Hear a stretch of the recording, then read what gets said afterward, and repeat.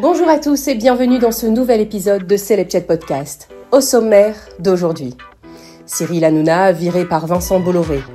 Pourquoi cette rupture fracassante bouleverse-t-elle la télévision française? Et puis Olivier Giroud face à l'horreur. 1,5 million d'euros de bijoux volés chez lui. Que s'est-il vraiment passé? Et puis Christophe de Chavannes accusé de conduite sous stupéfiants.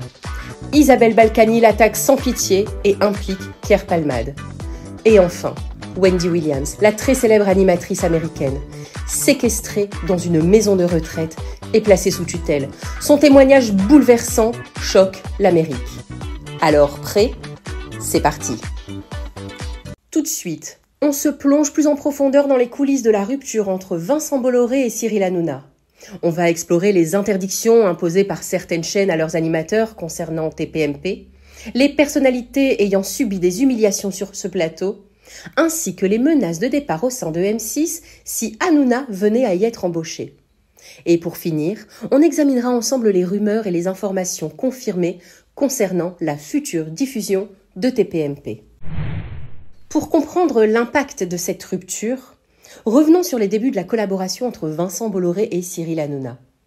En 2012, Hanouna transfère son émission Touche pas à mon poste de France 4 à D8, anciennement C8, qui est une propriété du groupe Canal+, dirigé par Bolloré.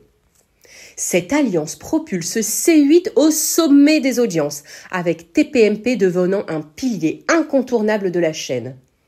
Hanouna bénéficie alors d'une liberté éditoriale quasi totale, consolidant sa position d'animateur influent du PAF. Mais cette liberté, s'accompagne de multiples controverses. Les dérapages en direct de TPMP entraînent des sanctions répétées de l'Arcom, cumulant 7,6 millions d'euros d'amende pour C8. Ces incidents ternissent l'image de la chaîne et progressivement, la confiance que Bolloré avait envers Hanouna. La situation atteint un point critique en juillet 2024, lorsque l'Arcom décide de ne pas renouveler la fréquence de C8 sur la TNT, programmant sa disparition pour février, ce mois-ci, février 2025. Cette décision historique, motivée par des manquements répétés aux obligations de diffusion, porte un coup sévère au groupe Canal+ et place Hanouna dans une position délicate. La controverse entourant TPMP ne se limite pas à C8. D'autres chaînes ont pris des mesures strictes concernant leurs animateurs à leur participation à l'émission. Notamment en 2020, M6 a interdit à ses animateurs de se rendre sur le plateau de TPMP. Cette décision fait suite à des propos déplacés tenus par le chroniqueur Jean-Michel Maire à l'encontre de Karine Le Marchand, l'une des figures emblématiques de M6. Cette interdiction souligne quand même les tensions croissantes entre TPMP et les autres acteurs du paysage audiovisuel français. TPMP est également connu pour ses séquences très controversées où certaines personnalités ont été publiquement humiliées. Par exemple, en 2016, le chroniqueur Mathieu Delormeau a été victime d'un canular, suscitant une vague d'indignation quant aux méthodes employées par l'émission. Ces incidents ont alimenté les critiques sur l'éthique de TPMP et ont conduit à des sanctions supplémentaires de la part de l'Arcom. Avec la disparition programmée de C8, des rumeurs circulent sur une possible arrivée de Cyril Hanouna au sein du groupe M6, imaginez-vous. Cette perspective a bien évidemment provoqué des remous en interne. Karine Le Marchand, comme je vous le disais, figure phare de la chaîne tout de même, a clairement exprimé son opposition en déclarant « S'il vient, je m'en vais ». Elle a menacé de quitter M6 si Hanouna était recruté, soulignant des années de harcèlement et de critiques de la part de ce dernier. Bon, on voit bien à travers ces situations quand même les divisions profondes que l'éventuelle arrivée d'Hanouna pourrait provoquer au sein de M6. Et face à ces turbulences, l'avenir de TPMP reste encore flou. Alors, plusieurs scénarios sont envisagés. Une migration vers une autre chaîne du groupe Canal+, ce qui serait très logique. Des discussions sont en cours pour transférer TPMP sur des chaînes comme C-Star ou Canal+. Mais bon, il y a de très grosses contraintes de ligne éditoriale et de programmation qui pourraient quand même beaucoup compliquer cette transition. Et puis, Cyril Hanouna a évoqué la possibilité de créer une plateforme digitale pour diffuser TPMP et d'autres contenus originaux. Bon, ils voudraient peut-être s'affranchir des contraintes des diffusions traditionnelles. Et bien sûr, on parle aussi de pourparlers avec M6. Et ça a été confirmé par la chaîne, mais aussi par Cyril Hanouna. Des pourparlers seraient en cours. Mais bon, l'opposition en interne, notamment de Karine Le Marchand, pourrait entraver cette option. Bon, ces incertitudes quand même reflètent des défis majeurs auxquels est confronté TPMP, mais aussi Cyril Hanouna, dans un paysage médiatique en pleine mutation. Et on peut dire quand même que la rupture entre Vincent Bolloré et Cyril Hanouna marque un tournant décisif pour TPMP, mais aussi pour l'animateur. Elle soulève des questions essentielles, surtout sur la responsabilité des médias, la liberté d'expression et les limites du divertissement. Alors que TPMP cherche une nouvelle maison, les réactions des autres chaînes et des personnalités du PAF illustrent les tensions et les enjeux entourant cette émission emblématique. Je vais continuer à suivre de près l'évolution de cette affaire et surtout les répercussions qu'elle aura sur le monde médiatique. N'oubliez pas de vous abonner à Celeb Chat Podcast pour ne rien rater des prochains épisodes. Et tout de suite, direction Los Angeles, la ville des stars, mais aussi des cambriolages. Olivier Giroud, l'attaquant vedette de l'équipe de France et désormais joueur du Los Angeles FC, a été victime d'un cambriolage spectaculaire dans sa villa californienne. Près d'1 demi-million d'euros de bijoux ont été dérobés. Mais comment est-il possible de s'introduire dans une maison aussi sécurisée ? Et pourquoi Los Angeles est-elle devenue le terrain de chasse préféré des cambrioleurs de stars ? Accrochez-vous, je vous dis tout de suite. C'est dans sa villa de luxe à Los Angeles, où il a récemment emménagé après avoir signé avec le Los Angeles FC, qu'Olivier Giroud a vécu un cauchemar. Alors qu'il était absent, des cambrioleurs se sont introduits dans sa demeure et ont dérobé près d'1 demi-million d'euros de bijoux. Montres de luxe, bagues précieuses, colliers en diamant, les voleurs n'ont rien laissé au hasard. Et le pire, tout s'est passé en un temps record, sans qu'aucun voisin ne remarque quoi que ce soit. Cela soulève une question troublante. Comment est-il si facile de s'introduire dans une villa de stars censée être ultra sécurisée ? Ce cambriolage fait écho à une série inquiétante de vols qui ciblent les célébrités à Los Angeles. Et Olivier Giroud n'est pas le premier à en être victime, et certainement pas le dernier. Los Angeles n'est pas seulement la capitale du cinéma, c'est aussi le terrain de chasse préféré des cambrioleurs de célébrités. Ces dernières années, de nombreuses stars ont vu leur demeure luxueuse violée par des voleurs habiles et bien renseignés. Parmi les victimes récentes, on retrouve Rihanna, cambriolée à plusieurs reprises dans sa villa de Hollywood Hills. Kendall Jenner, qui s'est fait dérober pour plus de 200 000 $ de bijoux. Et Nicki Minaj aussi, dont la maison a été saccagée avant que les voleurs n'emportent des objets de valeur. Et ce qui choque, c'est la facilité avec laquelle ces malfaiteurs s'introduisent dans des résidences pourtant équipées des derniers systèmes de sécurité. Mais alors comment font-ils ? La réponse se trouve peut-être dans un phénomène inquiétant, le retour des gangs spécialisés dans le cambriolage des stars. D'ailleurs, ces cambriolages de stars à Los Angeles rappellent étrangement une affaire qui a fait grand bruit il y a quelques années, celle du Bling Ring. Peut-être que vous vous souvenez, cette bande d'adolescents qui, fascinés par la vie des célébrités, traquaient les moindres déplacements de leurs idoles pour s'introduire chez elles et voler vêtements, bijoux et objets de luxe. Cette histoire a inspiré le film The Bling Ring, réalisé par Sofia Coppola, ainsi qu'un documentaire captivant sur Netflix. Alors, leur méthode ? Utiliser les réseaux sociaux pour savoir quand les stars étaient absentes de chez elles. Et à l'époque, leurs victimes incluaient quand même Paris Hilton, Orlando Bloom et même Lindsay Lohan. Aujourd'hui, la situation semble avoir empiré. Des gangs organisés utilisent les mêmes techniques, mais de manière bien plus sophistiquée. Ils surveillent les réseaux sociaux, piratent des caméras de sécurité et connaissent parfaitement les failles des villas luxueuses de Beverly Hills. Ces bandes de voleurs n'hésitent plus à cibler des célébrités comme Olivier Giroud, par exemple, profitant du moindre déplacement pour s'introduire chez eux en toute discrétion. Mais comment est-ce possible dans des quartiers aussi sécurisés ? Et c'est là que l'affaire devient encore plus troublante. On pourrait penser que les villas des stars sont des forteresses imprenables, avec des systèmes de sécurité dernier cri. Pourtant, Ces cambriolages révèlent de nombreuses failles. Alarmes désactivées, caméras piratées et même gardiens corrompus. Les voleurs connaissent parfaitement les faiblesses de ces résidences, souvent immenses et difficiles à surveiller. Pire encore, la plupart des stars dévoilent elles-mêmes des informations précieuses sur les réseaux sociaux. Vues de leur villa, objets de valeur exposés, déplacements à l'étranger.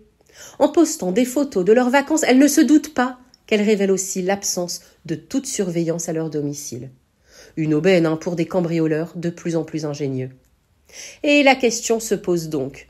Olivier Giroud a-t-il malgré lui donné des indices sur sa villa ?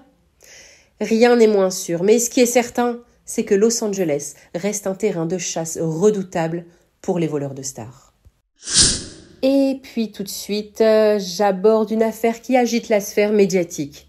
Christophe de Chavannes, l'un des animateurs les plus populaires de la télévision française, accusé de conduite sous l'emprise de stupéfiants. Mais ce n'est pas tout.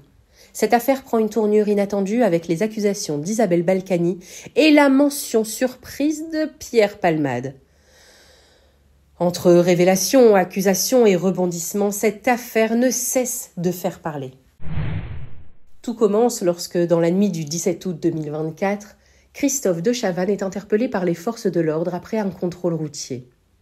Alors qu'il conduisait son véhicule, il a été testé positif aux stupéfiants. Cette arrestation a rapidement fait la une des médias, suscitant l'étonnement et la consternation. L'animateur, bien connu pour ses émissions de divertissement comme Coucou c'est nous et Tapis rouge, s'est retrouvé sous le feu des projecteurs pour des raisons bien moins joyeuses que d'habitude. L'enquête a révélé qu'il conduisait sous l'emprise de substances qui, selon les premières analyses, seraient des drogues illicites. Et c'est là qu'Isabelle Balkany, ancienne adjointe au maire de Levallois-Perret, fait une entrée fracassante dans l'affaire. L'épouse de Patrick Balkany, connue pour ses prises de position médiatiques, a exprimé son opinion de manière très virulente, condamnant fermement de Chavannes. Lors d'une interview, elle n'a pas hésité à accuser l'animateur de mauvaise conduite et a même insinué qu'il devait être tenu responsable de ses actes. Mais ce qui a vraiment attiré l'attention des médias, c'est la façon dont elle a mêlé Pierre Palmade à cette histoire. Isabelle Balkany, dans un élan de colère, a évoqué Pierre Palmade dans ses déclarations, suggérant que le comportement de Chavannes n'était pas sans rappeler les récents scandales impliquant l'humoriste. Il y a quelques mois, pour rappel, Pierre Palmade avait été impliqué dans un accident de voiture tragique après avoir conduit sous l'emprise de stupéfiants, ce qui avait déclenché un vaste débat sur la consommation de drogue et la conduite. Balkany a fait un parallèle entre les deux incidents, estimant que de Chavannes, comme Palmade, devrait être jugé pour son comportement irresponsable.